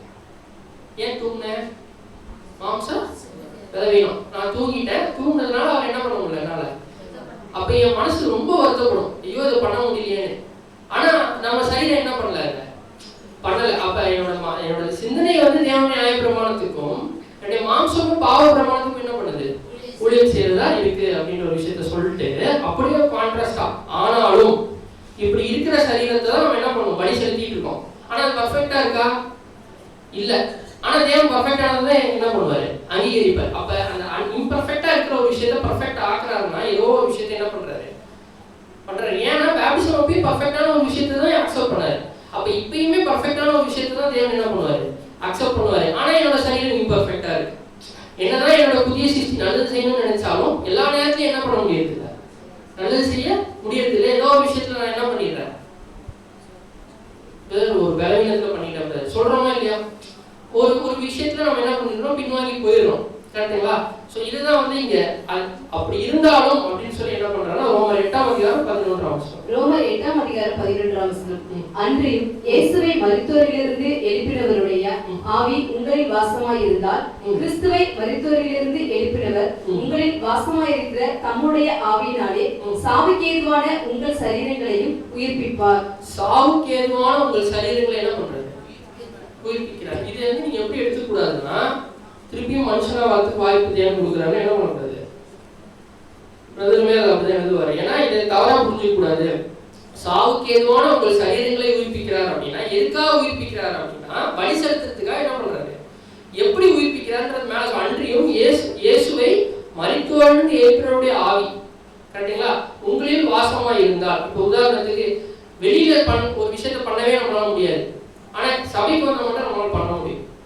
எப்படி, ஏதோ ஒரு பவர் நான் பண்ணிட்டேன் நம்ம சொல்றோம்ல, ஏதோ ஒரு ஒரு விஷயத்தினால என்னால் பண்ண முடிஞ்சிச்சுன்னு சொல்றோம்ல, அது என்ன அப்படின்னு பாத்தீங்கன்னா அதுதான் இந்த தேவனுடைய ஆவின்னு பார்ப்போம். எப்படின்னா இப்போ உதாரணத்துக்கு என்னோட சரீரம் பலவீனமா இருந்தாலுமே கிறிஸ்துவ மரித்தோரிலிருந்து உயிர்ப்பின அதே ஆவி தான் எனக்கும் கொடுக்கப்பட்டிருக்கு. சிந்தையா அவருக்கு அளவில்லாமல் கொடுக்கப்பட்டுச்சு, நமக்கு என்ன பண்ணப்படுது, அளந்து கொடுக்கப்பட்டிருக்குன்னு பார்க்கிறோம். அந்த சிந்தனை நம்மளை கண்ட்ரோல் பண்ணும்போது நம்ம என்ன பண்றோம் அப்படின்னா பலின்ற ஒரு விஷயத்த நம்மளால பண்ண முடியுது. பர்ஃபெக்டா பண்ண முடியாது இப்போ வரைக்குமே, அதுதான் அதை மட்டும் மைண்ட்ல வச்சுக்கோங்க. பண்ண முடியலனாலும் நம்ம என்ன பண்றோம்னா அதை உயிர்ப்பிக்கிறாரு அப்படின்னு சொல்லி என்ன பண்றோம்னு நம்ம வாசிக்கிறோம். ஏன் உயிர்ப்பிக்கிறார் அப்படின்னு பார்த்தோம்னா, இப்ப நம்முடைய மாம்சம் இதுக்கு மேல எதுக்காக கிடையாது அப்படின்னா உலக விஷயங்களுக்காக கிடையாது. எதுக்காகனா தேவனுக்காக செலுத்துறதுக்காக மட்டும்தான் இந்த மாம்சம் இருக்கு. இப்போ உதாரணத்துக்கு ஒரு ஸ்டாக் வச்சிருக்கேன், இப்போ எடுத்து கொடுக்கணும், புதிய சிருஷ்டி எடுத்து கொடுக்கணும், அவ்வளவுதான். இப்போ இந்த சரீரத்தை தேவனுக்காக புதிய சிருஷ்டி எடுத்து கொடுக்கணும். கொடுக்க அந்த வெற்றி இடத்துல எல்லாம் ஆவியின் சரீரத்துக்கு ஏற்ற ஒரு சுபாவம் உருவாகும். உருவானதுக்கு அப்புறம் தேவன் ஆவியின் சரீரத்தை என்ன பண்றாங்கன்னா அது கொடுக்குறாரு அப்படின்றத இங்க பார்க்கிறோம். ஸோ இப்போ இந்த நிலைமை நமக்கு இல்லாததுனால புதிய சிருஷ்டிக்கு யூஸ் ஆகிறதுக்கு தான் சரீரம் இருக்கு, அதர்வே அரௌண்ட் இல்லை. ஓகேங்களா, புதிய சிருஷ்டியின் பயன்பாட்டுக்கு தான் என்ன இருக்கு, சரீரம் கொடுக்கப்பட்டிருக்கு அப்படின்றத பார்க்கணும். இது வந்து ஒரு வாக்கு தத்தம் அப்படின்னு சொல்லி என்ன பண்றாங்க சொல்றாரு. நம்ம நம்ம பலி பர்ஃபெக்டா இல்லாததுனால தேவனே என்ன பண்றாருன்னா புதிய சிஸ்டின் யூஸுக்காக தான் ஃப்ளெஷ்ஷை கொடுத்துருக்காரோ தவிர நம்மளுடைய சொந்த ஆதாயத்துக்காக நம்ம என்ன பண்ணக்கூடாது, நம்ம சரீரத்தை பயன்படுத்த கூடாது அப்படின்ற ஒரு விஷயத்தை என்ன பண்றோம் பார்க்குறோம்.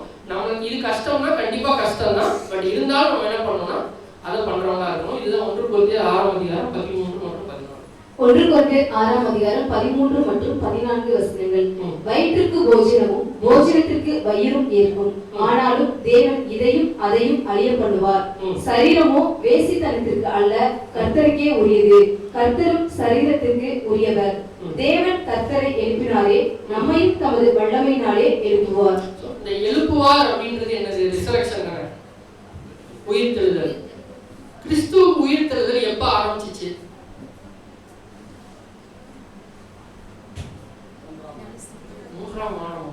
மூன்றாம் நாளா?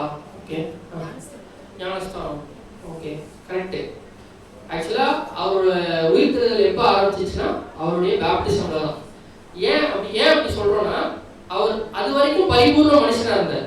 எது வரைக்கும்? பேப்டிசம் வரைக்கும். பேப்டிசம்ல அவருக்கு 2 விஷயம் பிரிஞ்சிச்சு.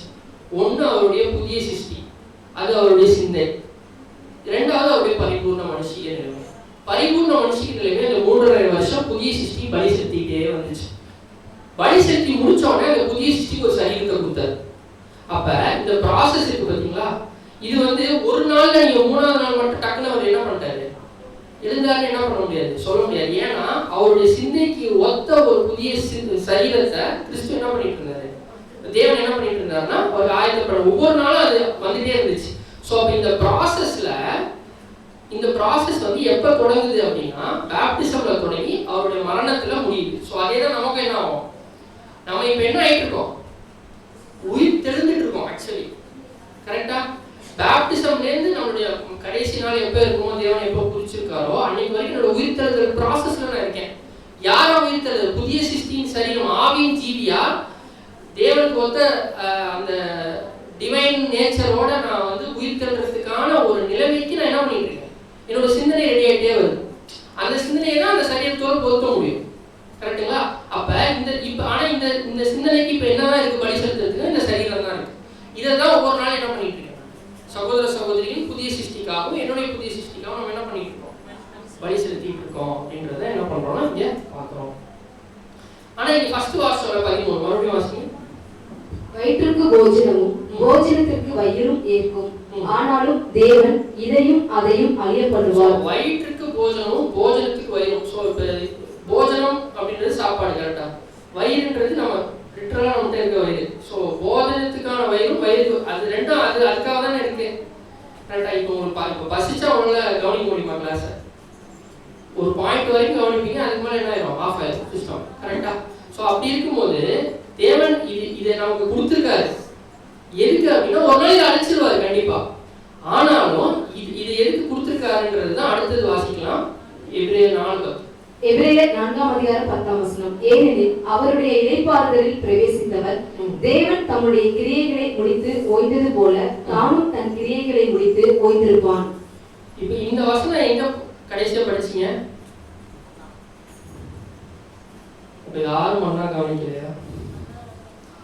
மண்ணாலதான் என்ன பண்ணுவோம் பார்த்தேன். பார்க்கும்போது எனக்கு ஆச்சரியமா இருந்துச்சு. காலையிலே பார்த்தேன், பட் இருந்தாலும் பார்க்கும்போது ஆச்சரியமா இருந்துச்சு. என்னன்னா தேவன் என்ன பண்ணிட்டாரு அப்படின்னா ஓய்ந்துட்டார்.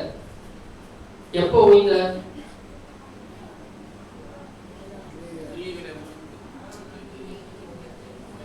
ஆறாம் நாளா 7ஆம் நாள்? இப்ப நம்ம எந்த நாள்ல இருக்கோம்? 7ஆம் நாள்ல. கரெக்டா? மாற்ற மாட்டீங்க? அதுக்கு உடனே ஒரு டவுட் வந்தது, ஐயோ 8ஆம் நாள் இருக்கும் அப்படின்னு டவுட் பண்ணுங்க. 7ஆம் நாள்ல தான் இருக்கும். கரெக்டுங்களா? இப்ப தேவன் ஓய்ந்திருந்தது போல நம்மளும் ஓய்ந்திருக்கணும்னு எதை சொல்றாங்க?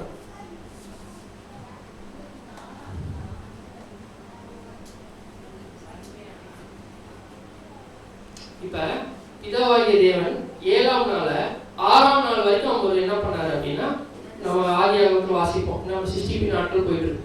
7ஆம் நாள்ல மட்டும் பிதாவாகிய தேவன் ஓய்ந்திருந்தாருன்னு நம்ம பார்ப்போம். கரெக்டா? எதுல இருந்து ஓய்ந்திருந்தார்? அவர் செஞ்ச கிரியையிலிருந்து ஓய்ந்திருந்தார். ஓகே,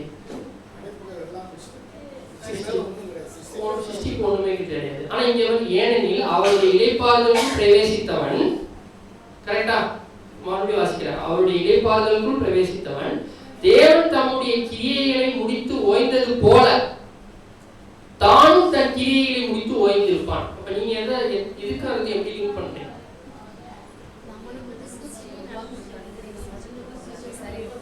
இப்ப தேவன் எதுக்கோ ஒரு விஷயத்துக்கு ஓய்ந்து இருக்கிறதும் நம்ம ஓய்ந்து இருக்கிறதும் லிங்க் ஆனா மட்டும்தான் இது இந்த வசனத்தை என்ன பண்ண முடியும், நம்மளால சொல்ல முடியும். நீ நம்ம யாரும் எதையும் படைக்கல, தேவன் மூலம் வல்லமையா நமக்கு என்ன ஆகல, அப்ளை ஆகாது. ஸோ அவர் ஓய்ந்திருந்தாருன்றது அவருடைய சிஸ்டிப்லேயே ஓய்ந்திருந்தாரு நம்மளால சொல்ல முடியாது. ஏன் அப்படின்னா அதுவும் இதுவும் மேட்ச் ஆகும். ஏன்னா வசனம் அப்படிதான் இருக்கு நமக்கு, கரெக்டா? 7ஆம் நாள்ல தேவன் ஒரு தட்டை கொடுத்துட்டு ஓய்ந்திருந்தார். என்னது? நம்ம இன்னைக்கு அவருக்கு விசுவாச பிரமாணம் வாசிக்கிறோம்ல, அது ஃபுல்லா அதான் இருக்கும்.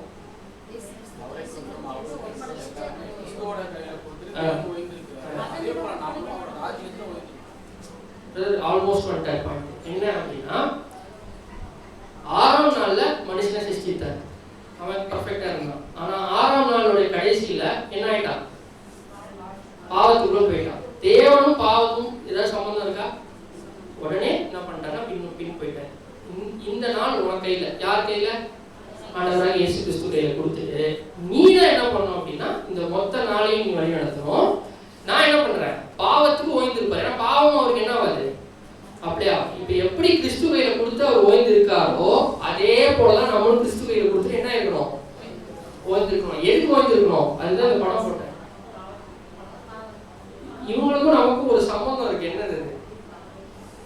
அவங்ககிட்ட இருந்த ஒரே இதுதான் நம்மகிட்ட இருக்கு, இந்த சரீரம். அவங்ககிட்ட இருந்தா என்னாச்சு, நமக்கு வந்துச்சு. இப்ப ஆதாம்னால வந்த எல்லா விஷயங்களையும் நம்ம ஓய்ந்திருக்கோம். கிறிஸ்து தேவனுமே அப்படிதான் ஓய்ந்திருக்கிறாரு. ஆதாம்னால வந்த எல்லா விஷயத்துக்காக என்ன இருக்காருன்னா ஓய்ந்து இருக்காரு அப்படின்னு பாக்குறோம். இப்ப அதுதான் இங்க பாக்குறோம். ஆடமிக் ஒர்க்ஸ், ஆதாம்னால நமக்கு வர கிரியைகள் நம்ம ஆதாம் மூலமா செய்வோம்ல. என்னெல்லாம் சொல்லலாம்? நம்மளோட செல்ஃபிஷ்னஸ், ஏன்னா ஆதாம் கதை இருந்துச்சு, கரெக்டா? சுயநலம், அது மனுஷனுக்கு ரொம்பவே இருக்கு, கரெக்டா? சுயநலம் அப்படின்ற ஒரு விஷயத்துல நம்ம என்ன ஆகும்னா ஓய்ந்திருக்கணும். இப்ப உதாரணத்துக்கு இப்ப நமக்கு நல்லா தெரியும் இந்த பூமி எதை நோக்கி போயிட்டு இருக்குன்னு நமக்கு நல்லா தெரியும். ஸோ அப்ப நம்மளுடைய கவலையெல்லாம் எதுவா இருக்கணும் அப்படின்னா புதிய சிஸ்டம் வளர்ச்சியா மட்டும்தான் இருக்கணும். நாளைக்கு என்ன வேலை இருந்தாலும் சரி, என்ன கஷ்டங்கள் வந்தாலும் சரி, எல்லாமே என்ன ஆயிரும் ஒரு நாள் கிறிஸ்துவின் ராஜ்யம் பூமியை சாபிக்கிறதுக்காக தான் போயிட்டு இருக்குன்னு நமக்கு நல்லா என்ன இருக்கு, நமக்கு தெரிஞ்சிச்சு அப்படின்னா அப்பதான் நம்மளால என்ன பண்ண முடியும்னா இளைப்பாறவே முடியும், கரெக்டா? எதுவுமே நமக்கு என்ன இல்லை அப்படின்னா நம்ம இப்ப சப்போஸ் இந்த விஷயங்கள் இருக்குல்ல, ஆதாம் நாளா இருக்கிற கிரியைகளுக்கு நம்ம வருத்தப்படுறோம்னா நம்ம என்ன இல்லை, ஓய்ந்து இல்லை. தேவனுடைய இளைப்பாறுதலுக்குள் சென்றவன் அவர் எப்படி ஓய்ந்திருக்காரு? இப்ப அவர் எப்படி கம்ப்ளீட்டா கிறிஸ்து பார்த்து இருக்காரோ அது மாதிரி நம்மளும் இருக்கணும். இந்த பூமியில் நடக்கிற எந்த விஷயம் என் கண்ட்ரோல்ல கிடையாது. என் கண்ட்ரோல் இருக்குது என்னோட புதிய சிஸ்டம் வளர்ச்சி மட்டும்தான்.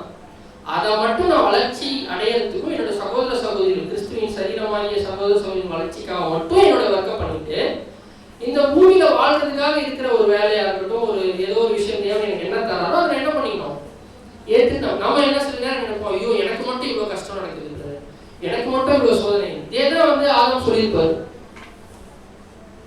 அவருடைய சூழ்நிலத்தினால வந்திருக்கும், கரெக்டுங்களா? அவர் மனுக்குலம் அதான் சொல்லுது, எனக்கு இந்த கஷ்டம் எனக்கு வரக்கூடாது, வேற யாருக்கா வந்தாலும் எனக்கு கவலை இல்லை, எனக்கு என்ன ஆகக்கூடாது, வரக்கூடாதுன்னு நினைக்கிறோம். ஆனா அந்த விஷயம் நமக்கு என்ன ஆகக்கூடாதுன்னா இருக்கக்கூடாது. நமக்கு என்ன நடந்தாலும் சரி, தேவனுடைய இளைப்பாறுதல் எப்ப வரும்னா இது எல்லாமே கிறிஸ்துவின் ராஜ்யத்தை நோக்கி போயிட்டு இருக்கு, இது எல்லாமே நன்மைக்காக தான் நடந்துட்டு இருக்கு அப்படின்ற சிந்தனை நமக்கு எப்ப வருதோ அப்பதான் தேவனுடைய இளைப்பாறுதல் நிம்மதியா இருக்கும். இல்லைன்னா என்ன ஆகாது, இந்த வசனம் நமக்கு அப்ளை ஆகாது அப்படின்றத என்ன பண்றோம் பார்க்கிறோம். இப்பதான் இந்த இது நமக்கு பொருந்தும். ரோமர் 12ஆம் அதிகாரம் 1ஆம் வசனம். ரோமர் 12ஆம் அதிகாரம் 1ஆம் வசனம். அப்படி இருக்க சகோதரரே, நீங்கள் உங்கள் சரீரங்களை பரிசுத்தமும் தேவனுக்கு பிரியமுமான ஜீவ பலியாக ஒப்புக் கொடுக்க வேண்டும் என்று தேவனுடைய இரக்கங்களை முன்னிட்டு உங்களை வேண்டிக் கொள்கிறேன். இதுவே நீங்கள் செய்யத்தக்க புத்தியுள்ள ஆராதனை. இதுவே நீங்க செய்யத்தக்க புத்தியுள்ள ஆராதனை. அப்ப புத்தி இல்லாத ஆராதனை ஒன்று இருக்கா? இருக்கு. இப்ப என்ன பார்த்தோம், மாம்சத்துக்கு என்று விதைக்கிறவன் மாம்சத்தினாலே அழிவே இருப்பான், ஆவிக்கென்று விதைக்கிறவனோ ஆவினால நித்திய ஜீவனை என்ன பண்ணுவாரு, இருப்பான். ஸோ அப்ப புதிய சிருஷ்டிக்கு நம்ம இப்ப பலி செலுத்தும் போது மட்டும்தான் அந்த அந்த அந்த இதனால நம்ம எதை அறுப்போம்?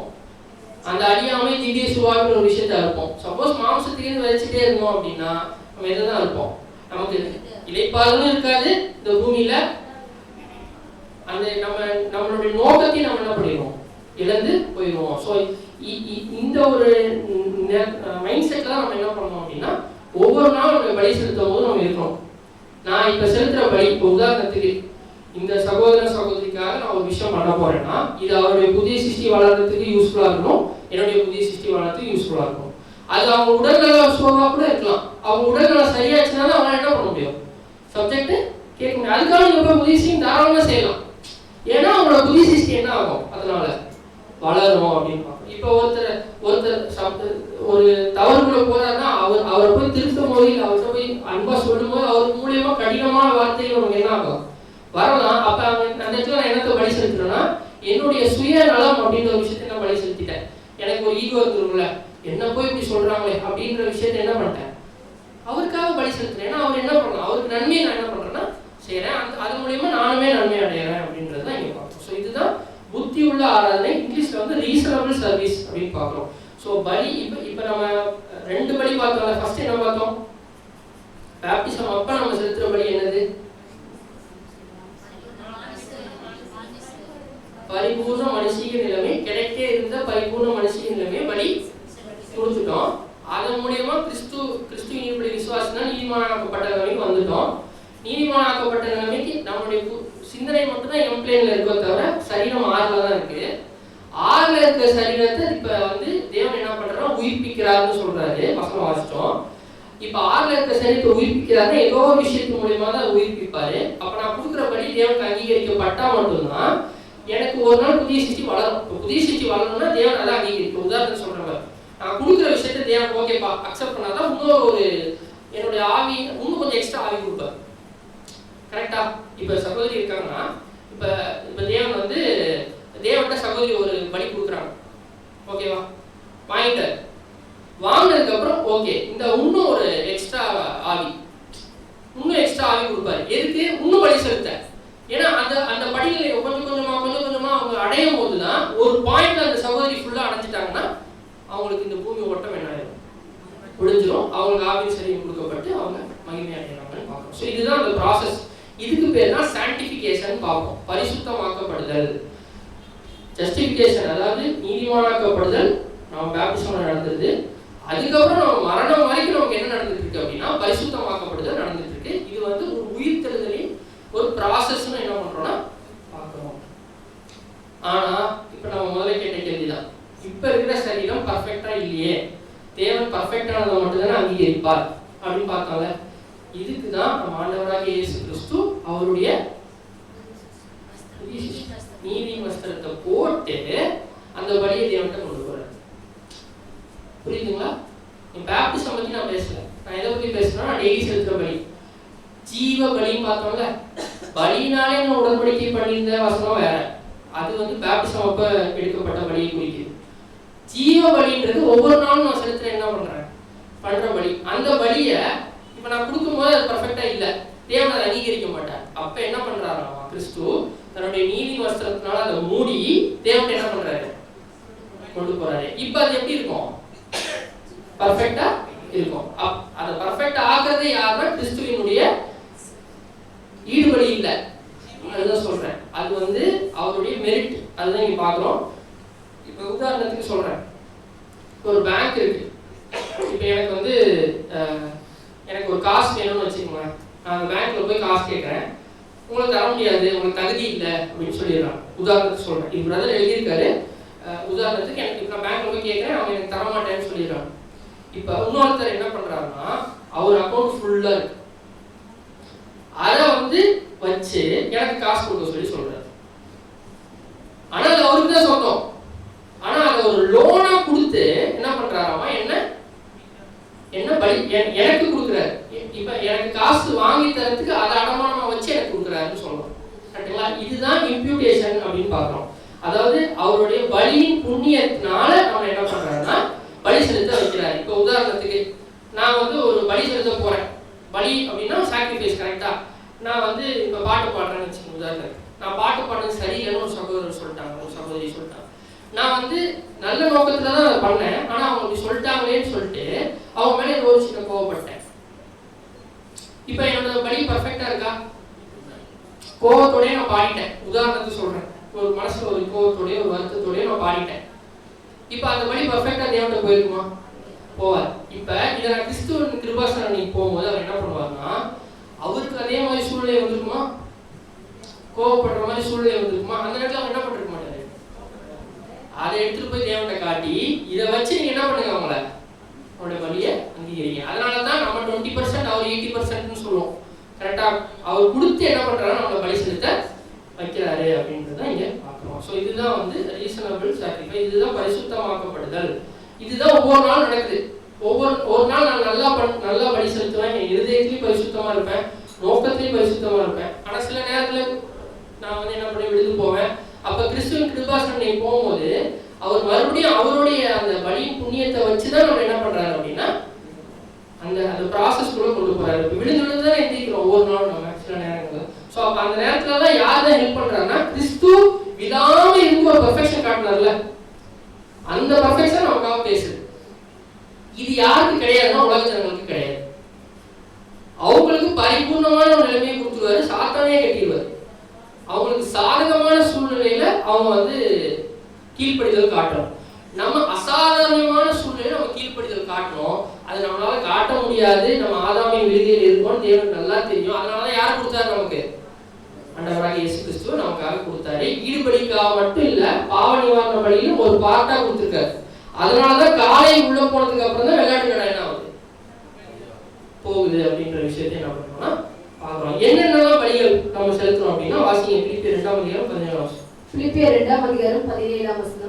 மேலும் உங்கள் விசுவாசமாகிய பலியின் மேலும் ஊழியத்தின் மேலும் நான் வாக்கப்பட்டு போனாலும் நான் மகிழ்ந்து உங்கள் அனைவரோடும் கூட சந்தோஷப்படுவேன்.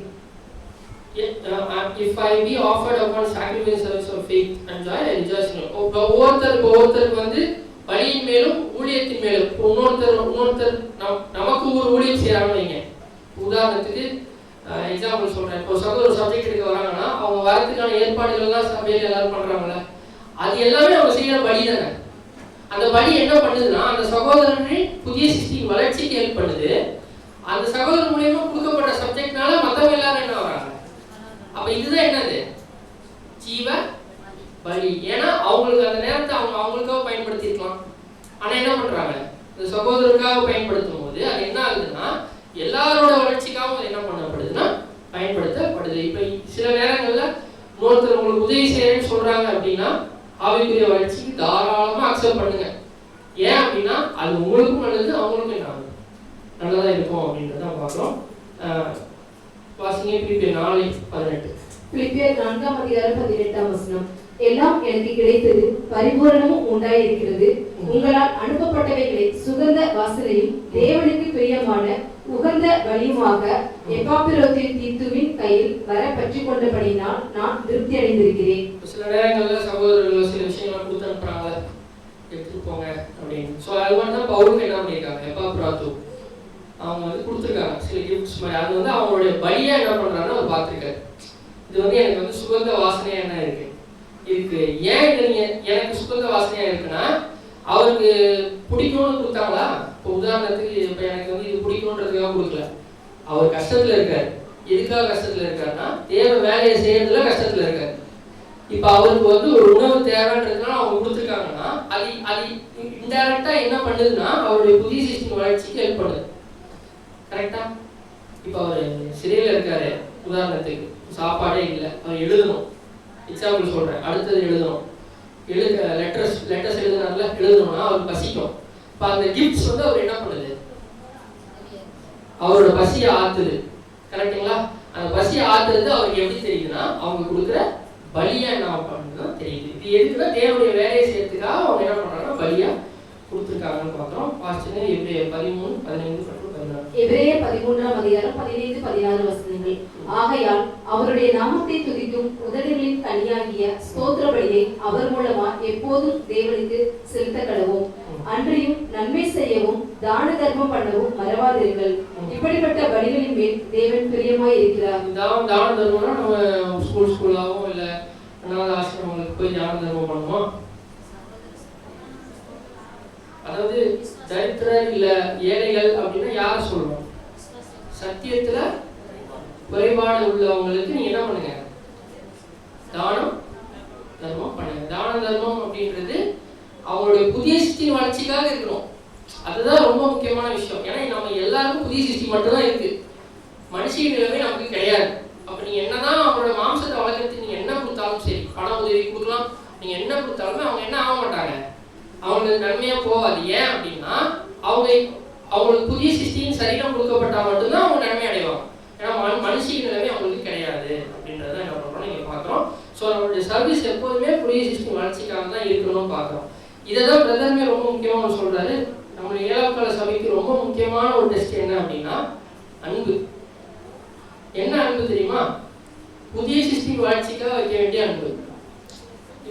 இப்ப ஒரு சகோதரர் நீங்க பண்றது தவறு பிரதர்ன்னு சொல்றதுனால நான் அவர் அன்பு செய்யலன்னு என்ன ஆகாது ஆகாது. அவர் தவறு செய்யறதுனா சத்தியத்தின் அடிப்படையில் நீங்க தவறு செய்யறீங்கன்னு நான் சொன்னேன்னா அவர் மேல அன்புல தான் நான் சொல்றேன். நம்ம அதனாலதான் சொல்றோம், அதுதான் அன்பு. ஆனா அதை நம்ம எப்படி எடுத்துப்போம் அப்படின்னா நிறைய நேரங்கள்ல கடுமையா எடுத்துட்டு அதை நம்ம ஏற்றுக்க முடியாத ஒரு சூழல். இதுதான் நம்மளுக்கு ஃபைனல் டெஸ்டா இருக்கும் அப்படின்னு என்ன பண்றாங்கன்னா அது கூட எழுதுறாரு அப்படின்றதான் பார்க்குறோம். ஸோ ஃபைனலாக உங்களை அண்டர்ஸ்டாண்ட் பண்றதுக்காக இவ்வளோ நேரம் நம்ம பார்த்தோம்ல அனிமேஷன். சரி, ஓகே, உங்களுக்கு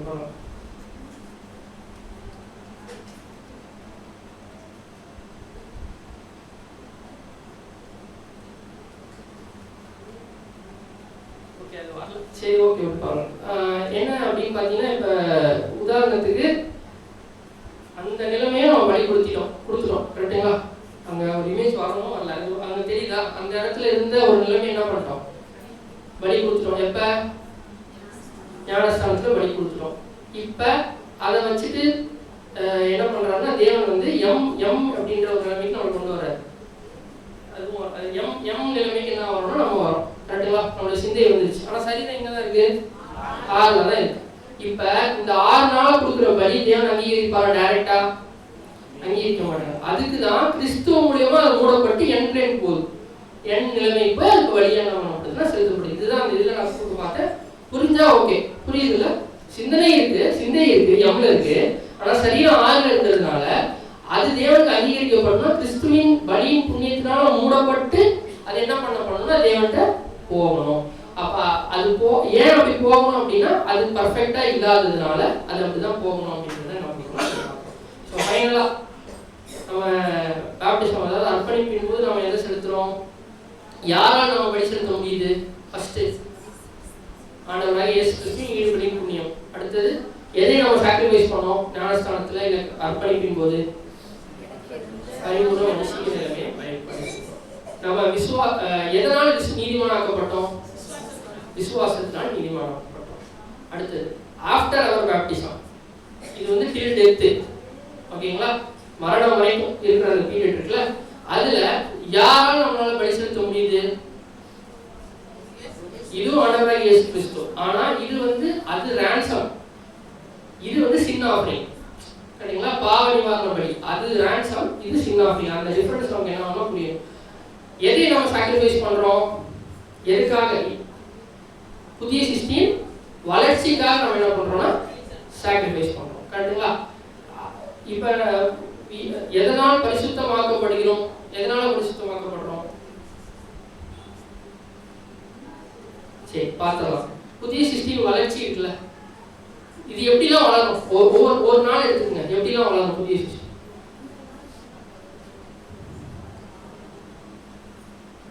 ஐடியா அதுவும் வளருமா? இல்ல, ஒரு நாள் நீங்க காலையில எழுந்திரிக்கிறீங்களா, நைட்டு தூங்குற வரைக்கும் எப்படிலாம் புதிய சிஸ்டம் நான் எப்படிலாம் வளர்ப்பேன்? புதிய சிஸ்டம் எப்படி சொல்லுங்க?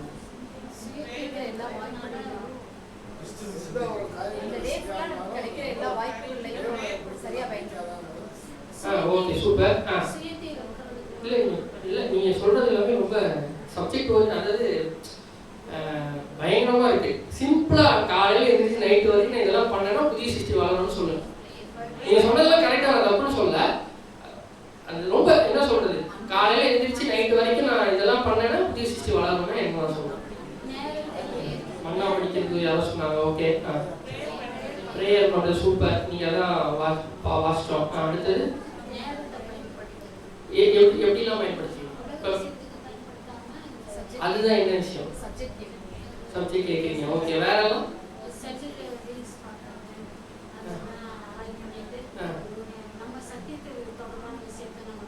படிக்கிறது. ஓகே, பர்சனல் ஸ்டடி கரெக்டுங்களா, அது ரொம்ப முக்கியம். நம்ம சப்ஜெக்ட் கேட்டுட்டு நம்ம போயிடக்கூடாது, நம்மளும் என்ன பண்ணணும், கிளாஸ்லாம் படிக்கணும். இதுதான் இங்கே பார்க்குறோம். புதிய சிருஷ்டி எப்படி வளரும் அப்படின்னா அனுதின பரலோகம் பண்ணலாம், கரெக்டுங்களா. அடுத்தது ஜெபம் ரொம்பவே முக்கியம் உங்களோட ஜீவியத்தில். அடுத்தது சத்திய பாடங்கள், அப்புறம் தனிப்பட்ட வேத ஆராய்ச்சி, இதெல்லாமே நீங்கள் சொன்னீங்க. சகோதர ஐக்கியம், கரெக்டுங்களா. ஏன்னா புதிய சிருஷ்டி மட்டும் வளர்ந்தா பத்தாது, என்ன வளரணும், சகோதர சகோதரி புதிய சிருஷ்டியும் வளரணும், கரெக்டா. ஸோ அப்போ அது எங்கே தான் நடக்கும், வீட்டில் நடக்காது, சபையில் தான் நடக்கும். ஸோ இது எல்லாத்தையுமே பண்ணோம்னா தேவன் சில விஷயங்கள் நமக்கு கொடுப்பாரு.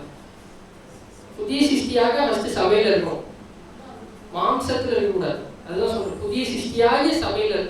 ஒரு புதிய சிருஷ்டி சபையில் இருந்தால் எப்படி இருக்கும், இது ஆக்சுவலாக ஈஸி, ஆனால் இதுவாக இருக்கிறது ரொம்ப கஷ்டம், கரெக்டுங்களா. புதிய சிருஷ்டியாக உலகத்தில் என்ன ஆகும்னா வாழணும், அது ரொம்பவே கஷ்டம் கண்டிப்பாக. ஆனால் என்ன பண்ணுவாங்க, பண்ணுறவங்களா இருக்கணும். ஸோ இதெல்லாம் பண்ணோம் அப்படின்னா அந்த ஜீவன் எடுத்து பெறதுக்கு தேவன் நமக்கு என்ன பண்ணுவோம்னா வாய்ப்பை ஏற்படுத்துது. இதுதான் இந்த ரெண்டு டிஃப்ரென்ஸ். பலி செலுத்துறதுல பேப்டிசம் அப்போ செலுத்துகிற பலி, பேப்டிசம்க்கு அப்புறம் நம்ம செலுத்துகிற பலியில் இருக்கிற டிஃப்ரென்ஸ் அப்படின்றத நம்ம ஞாபகம் வச்சுப்போம். அதே மாதிரி நம்ம மனுஷனே இல்லை, மனுஷிய நிலைமையை கொடுத்துட்டோன்ற ஒரு வெளிப்பாடுமே நமக்கு என்ன ஆகணும்னா வரணும். அது ஒரு பயமும் ஒரு எச்சரிப்பாகவும் நமக்கு இருக்கணும், கரெக்டுங்களா. இப்போ உலகத்தால் கூட நம்மளும் வாழ்ந்தோம் அப்படின்னா அவங்களுக்கு என்ன இருக்கு, மனுஷிக நிலைமையில வரதுக்கு ஒரு வாய்ப்பு இருக்கு, நமக்கு கிடையாது. ஏன்னா நம்ம தான் விருப்பத்தோடு கொடுத்துருக்கோம்.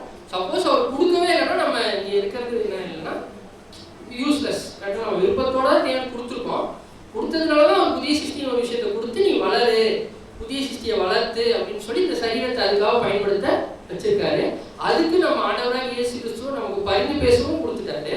ஸோ அதெல்லாம் நம்ம பயன்படுத்தி ஒவ்வொரு நாள் புதிய சிருஷ்டியாகவே உலகத்திலையும் சபையிலையும் நம்ம இருக்கிற குடும்பத்திலையும் இருக்கிறோமோ அப்போதான் நம்ம என்ன பண்ணுவோம்னா அந்த அவர் வச்சிருக்க அந்த சரீரத்துக்கு ஒத்த சிருஷ்டியாக என்ன ஆகும்னா மாறி அவரோட என்ன பண்ணணும்னா நம்முடைய ராஜ்யத்தில் சேர்ந்து சேர முடியும்.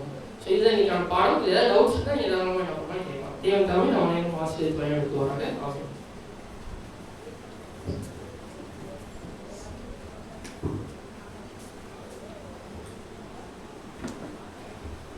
கிறிஸ்துவுக்குள் பிரியமாக அழைக்கப்பட்ட அன்புக்குரிய சகோதரர்களே, அர்ப்பணிப்பின் ஜீவியத்தில் நாம் செலுத்தும்